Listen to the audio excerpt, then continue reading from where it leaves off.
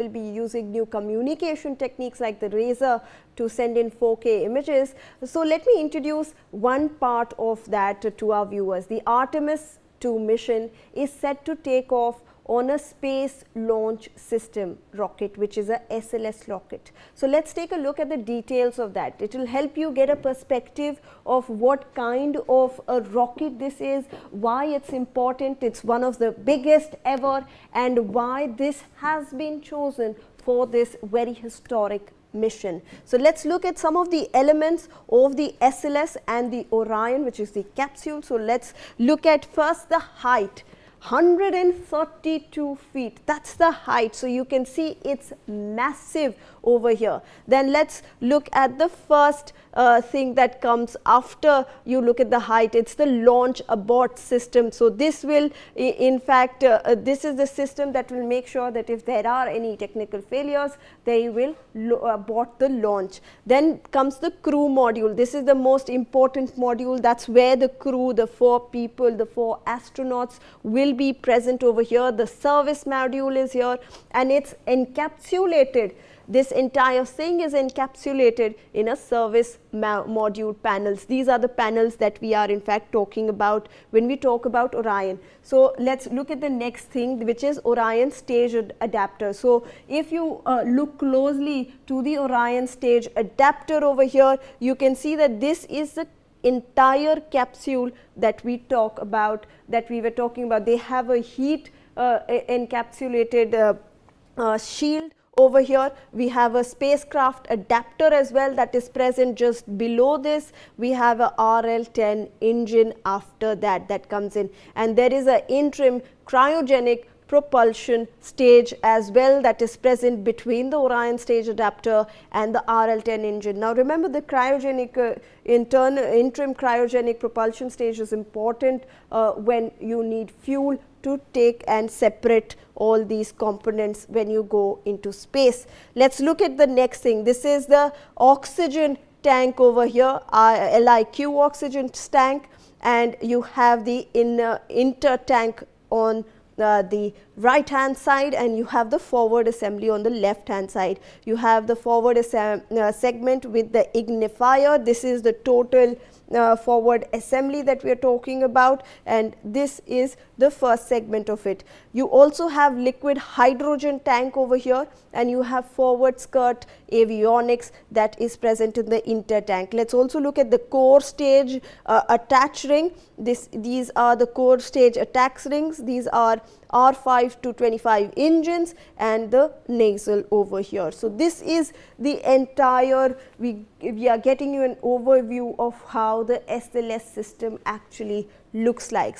Now let's look at the rocket itself, the space launch system. It's the most powerful rocket ever built for human mission. So obviously, because it's so historic, we will choose the best that's available for us, and SLS is a proven system that we have in fact for these missions. Also at 322 feet, it is about 17 feet taller than the Statue of Liberty. So another fun fact for you, that at 322, it's still 17 feet taller than the Statue of Liberty.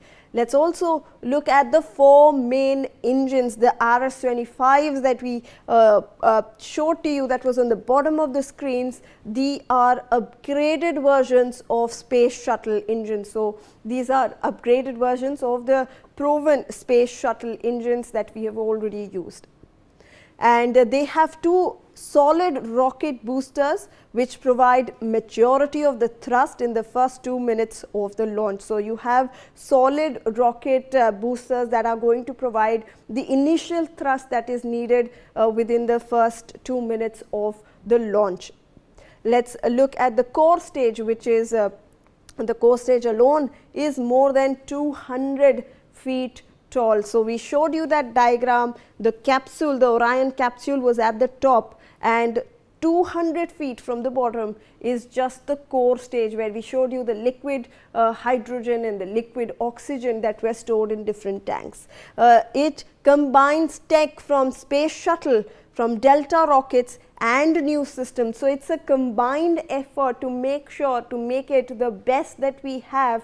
We have taken inspirations from space shuttle, we have taken tech from Delta rockets, and also new systems have been incorporated to make sure that this is the best that we give those 4 astronauts for this mission. So, this is also something that we are looking at about the rocket. So, obviously, these are some of the basic features of the SLS rocket that we talked about, and if I can again rope in Mr. Singh if his network connection is better now. Mr. Singh, we were just talking about the SLS rocket system. It is the biggest and the best that humankind has right now for these kind of missions. However, there are obviously some critical things that people have to remember. Orion 1, Mr. Nayak just also narrated how Orion 1 faced some charring during its test missions. So, what are the critical components that we should be looking at when we look at this entire system? And Mr. Nayak also pointed out about the life support systems, which are of crucial importance, because this is the first time, sir, that it will be tested with 4 human beings.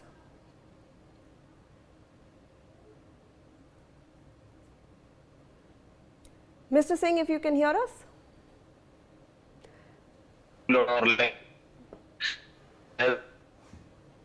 All right, I still believe that there seems to be a network issue over there with Mr. Singh's connection. Let me toss that again to Mr. Nayak. Mr. Nayak, obviously you have pointed out a lot of systems. You mentioned the life support system. This is of crucial importance, sir, and you said that this will be tested when the entire rocket is in the Earth's atmosphere itself. So, the first 24 hours obviously will be of crucial importance, Mr. Nayak.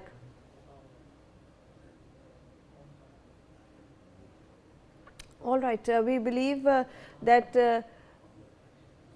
Mr. Nayak also seems to have lost the connection over there, but we will try to reconnect with both the scientists at this point. But remember, viewers, that this is a very important milestone that we are in fact looking at. All right, with that, we are slipping into a short commercial.